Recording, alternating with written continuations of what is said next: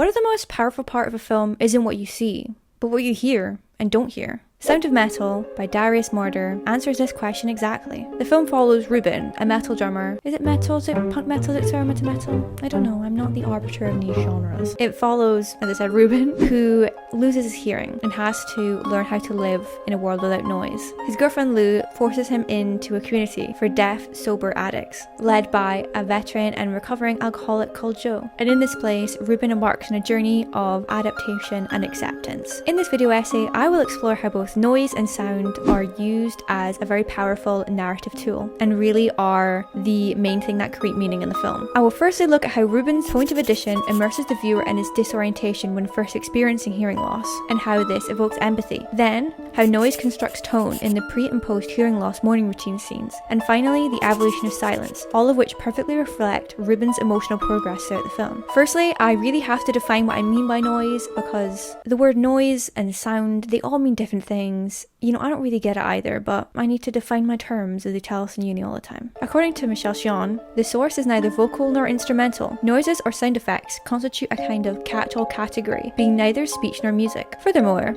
the Oxford English Dictionary defines noise as the aggregate of sounds occurring in a particular place or at a particular time. Also, disturbance caused by sounds discordancy. Taking all of this into account, I consider noise to be sound that's neither music nor speech, a collection of simultaneous sounds, or sound that is unpleasant or disruptive. Do we all understand?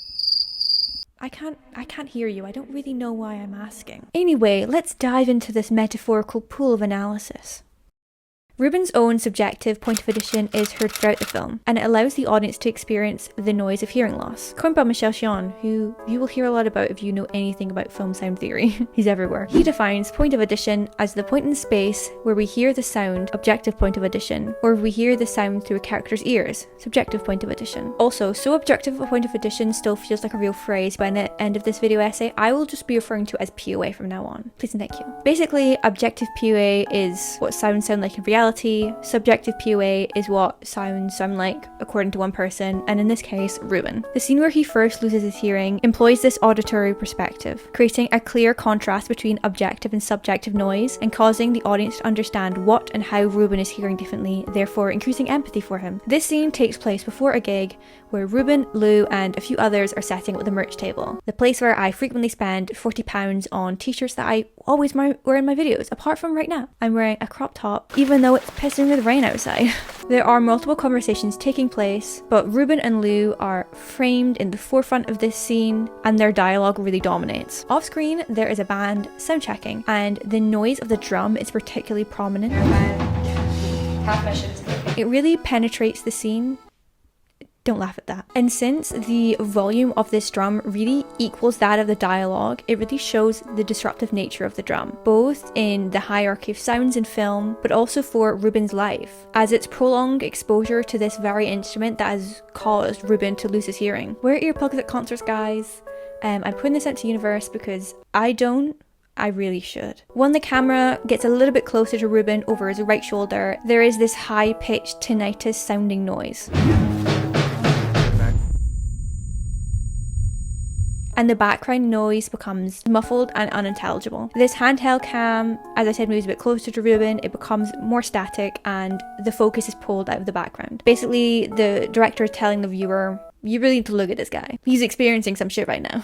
The audience can see the look of shock and confusion take over what we can see of Ruben's face, while we also experience this very thing that is causing this reaction. The loss of hearing, making the audience feel empathy because we understand his reaction. However, some argue that this allows the spectator only to hear like him and not as him, suggesting that despite the audience's empathy for him, we can never truly understand the utter shock he would be experiencing unless you have experienced hearing loss in your own life. But then you wouldn't be able to hear this. You wouldn't be able to hear the film if that was the case. In this moment, a viewer can understand why, but there will always be this barrier between a privileged spectator and the protagonist. And by privileged, I don't mean as in like, oh, we're not disabled kind of privilege, but I mean as in like, we can see all.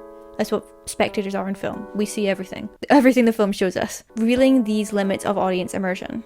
It's powerful, but it can't do everything. Furthermore, all the background noise in this scene that really created this impression of reality, as in the film felt real, the sounds were what we hear in real life. These sounds do become indistinct and they lack the variation heard within the objective POA. The environment now lacks the warm, friendly nature it had before and is instead isolating and lonely. The audience cannot see the other characters, we can't hear their realistic, lively conversations. This mirrors Ruben's situation as he's jolted suddenly into a world and soundscape he does not know, he does not understand, and he doesn't know how to escape from. Experiencing these POA scenes compels audience members to step out of their comfortable positions as mere watchers, listeners of a story, and enter momentarily into the space of a fictional person. Always it is disruptive, and this in at least some ways disturbing. The distorted noises from Ruben's POV go just beyond replicating what the protagonist hears, but also how he's experiencing these noises and vibrations, really showing this immersive experience that can be distressing for hearing viewers who, like Ruben, can't comprehend the soundscape. This all proves how vital these distorted, disruptive noises are in this scene, as the audience understands his POA, which evokes empathy for the character. Without these noises in his subjective POA, viewers would struggle to fully comprehend what Ruben is experiencing. The facial expressions shown in the close-up and the shallow focus of the background do portray his confusion, but don't evoke understanding for his struggle, further demonstrating how powerful the scene's soundscape is. Noise playing a key role in portraying emotion and creating meaning is not just seen in this example, but also when exploring how his deafness affects his day-to-day life, as we will now analyse.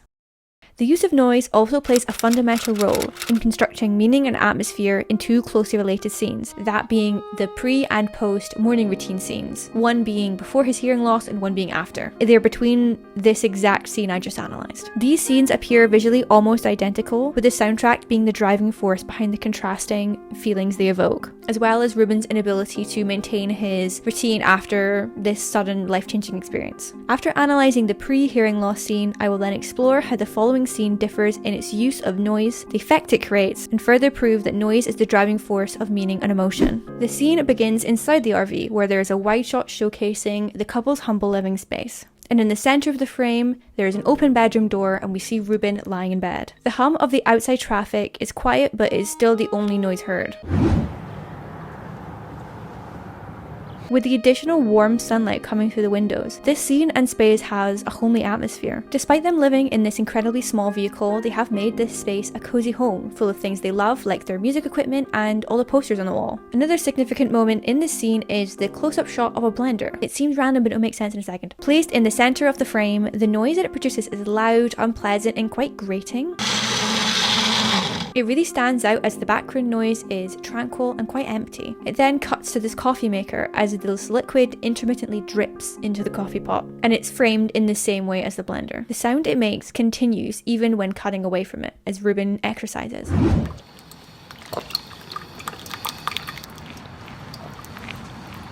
The sole sound of the dripping coffee can certainly be described as silent, with the effect of drawing our attention to particular sonic details or lending a special dramatic impact to the scenes in which they take place. The quietness of this scene allows these small sounds to really take centre stage, as they are each displayed individually, both sonically and visually, forcing the viewer to notice and focus on them and indicate this greater meaning, as will be explored when we compare it with the post-hearing loss scene. This scene overall has this chaotic but structured feel, as the sequential noises may be unpleasant but evidently depict how integral sound is to Ruben's everyday life. As mentioned, these specific parts of this scene were analysed because they repeat in the post-hearing loss scene. However, the effect they create is drastically different. Instead of beginning inside the RV, we start outside with this establishing shot of the vehicle in this empty car park. The town ambience plays like static,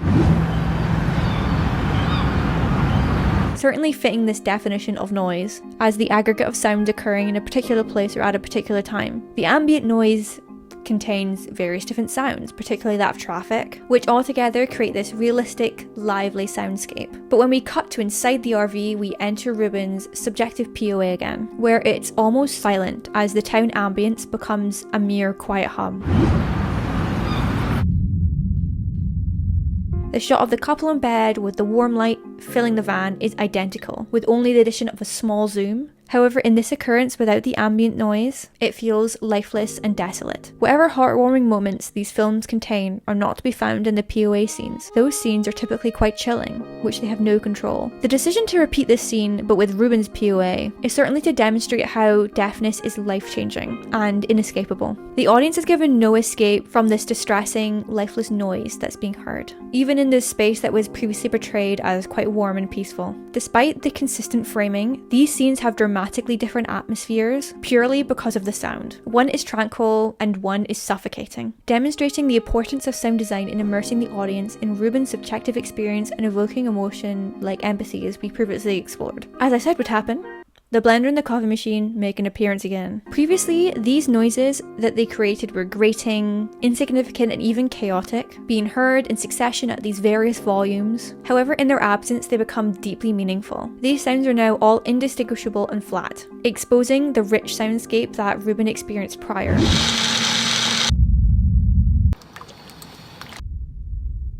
His world is now full of meaningless noise, with the same muffled, underwater sounding noise now taking over his life, from going and taking a shower and blending a smoothie. It all sounds the same. The shift of these sounds to dull, indiscernible noises reflects Ruben's own emotional state, as he feels lost without the beauty of noise. Music is what gave him meaning. It encompassed his whole life. He literally lived on the road, travelling from gig to gig with his girlfriend, who he was also in a band with. Its use in these examples illustrates how, like these noises, his life has lost a sense of fulfillment and meaning. By immersing the audience in Ruben's auditory world and comparing it with objective sound, the audience feels the emotional weight of this loss, adding to the already present feelings of empathy and discomfort. This further demonstrates the powerful force of the use of noise in Sound of Metal. However, noise is not the only element utilised to create meaning, as silence is also very important to discuss.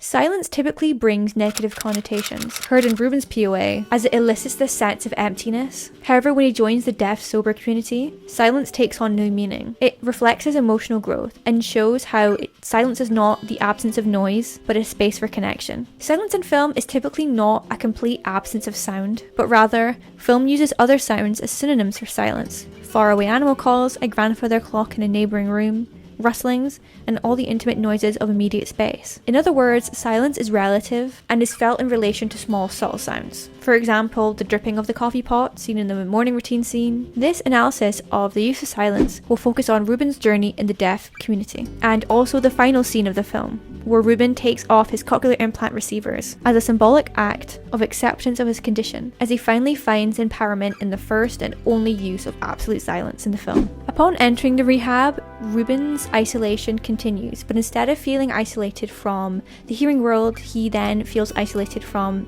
the deaf world. The film uses Ruben's POA to show how disconnected he feels. Relative silence is heard in his POA during a dinner scene, where the only sound you can hear is the faint beating of his heart. The camera is placed over his left shoulder, with a close-up on the side of his face, and the residents who are conversing in sign language are out of focus. It is mentioned that the level of audience discomfort generated through the use of silence is quite different, extremely powerful, and is being exploited by filmmakers only on occasion. This is certainly an uncomfortable silence. Everyone around him is having fun and bonding using ASL, but Ruben is unable to join in because he doesn't know ASL. It feels like he's sitting there alone and lost in this new world. The silence amplifies his isolation in this moment, and mirrors his discomfort with this new situation. When it cuts away from Ruben's perspective and the objective sound returns, noise fills the soundtrack.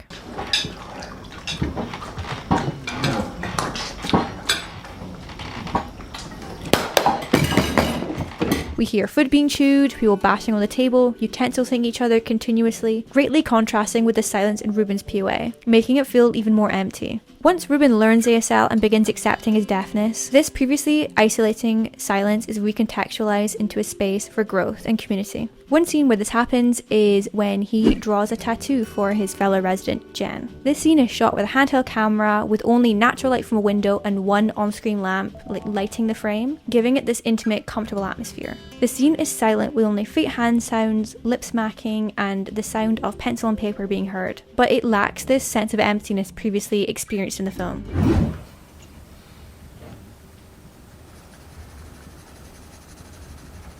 The silence is no longer obvious, as Ruben no longer needs spoken word to communicate and to express himself, and the audience focuses on their conversation reading subtitles unless you know ASL, rather than this lack of noise. They don't talk about anything of significance, their conversation is not vital to the narrative, but the audience seeing Ruben bond with another person in the deaf community is just so heartwarming to watch, especially in the soundscape he's finally starting to find meaning and belonging in. The film does include complete silence in the final scene where Ruben takes off his cochlear implant receivers. Although film theorists argue that there is no such thing as a true or absolute silence, only a system of relative structured silences that are made to have meaning within the relational and representational context of the soundtrack itself. This final scene is the closest thing a film can do to come to absolute silence.